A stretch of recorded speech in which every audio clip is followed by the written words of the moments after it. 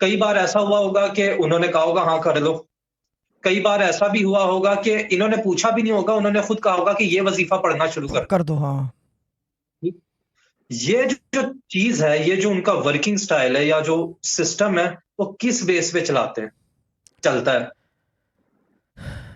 ये ये base in sense. ये वही, ये बेस जी। से मतलब देखो, वो बात वही है कि ये ये एक तो ये कि अल्लाह की मोहताजगी, हम्म। ये अल्लाह की मोहताजगी पे चलता है। मसरूर भाई ने तो मेरे से बहुत ज़्यादा देखा है कि अल्लाह की मोहताजगी किसको कहते हैं, तो मेरे बाप को देख लो। जी जी वो बिल्कुल, सिर्फ क्या अल्लाह के बात। भरोसे और मोहताज थे। अच्छा, जब आप बस बस। अल्लाह के सही। भरोसे और मोहताज हो तो अल्लाह ताला एक ही चीज़ आपसे डिमांड करता है, वो क्या है?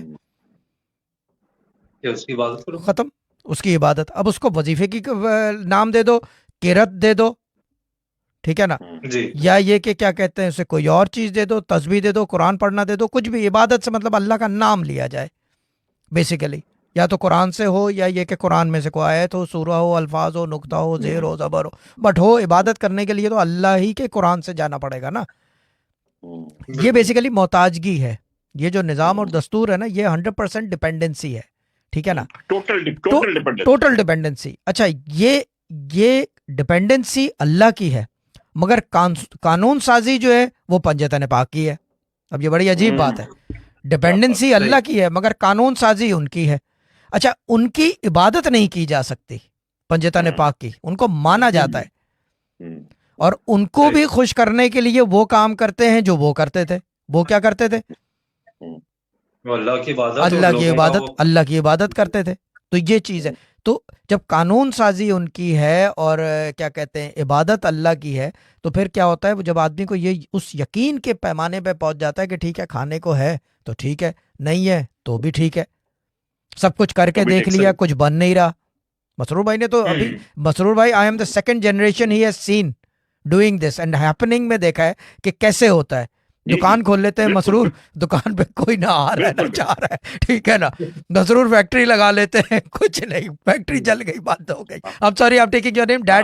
डैड के वो वर्ड्स हैं ये, है ना। जी जी जी बिल्कुल सही, बिल्कुल सही, बिल्कुल मुझे देखा है बिल्कुल सही। इन्होंने, ये 100% डिपेंडेंसी है।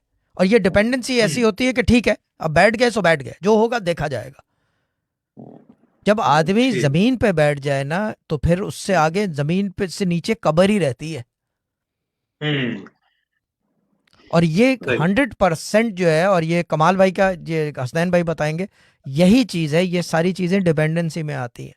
जो गाइडेंस का सिलसिला है, ये खाली गाइडेंस नहीं है, डिवाइन गाइडेंस है, क्योंकि इबादत अल्लाह की है तो डिविनिटी टच करती है। आपने इकरा बोला जबान से, you are touching the source of divinity, यानी गैब की जी। तरफ आप पहुंच गए। आपने एक लफ्ज इस्तेमाल किया जो आसमान से आया है। इकरा यहाँ का बना हुआ वर्ड नहीं है, कुरान में आ नहीं। गया तो वो कुरान का हिस्सा बन गया, यानी कि आसमानों से आ गया, अल्लाह की ज़बान हो गई, जिब्राइल की आवाज़ हो गई, रसूल पाक सल्लल्लाहु अलैहि वसल्लम से हमें बयान हो गया कि इकरा पढ़, तो वो डिविनिटी हो हम्म। गई, वो गैब से आ गई। जो चीज़ गैब से आ गई उसके अंदर कुव्वत हो गई, क्योंकि वो दो जहानों को टच कर रही है, और जो चीज़ दो जहानों को टच कर रही है उससे ज़्यादा कुव्वत वाली चीज़ दुनिया में और किसी दुनिया में कहीं हो नहीं सकती। हमेशा है, हमेशा रहेगी, क्या बात क्योंकि कही, उसका क्या बात। सानी नहीं है। मेरे ख्याल से बस कर लूँ।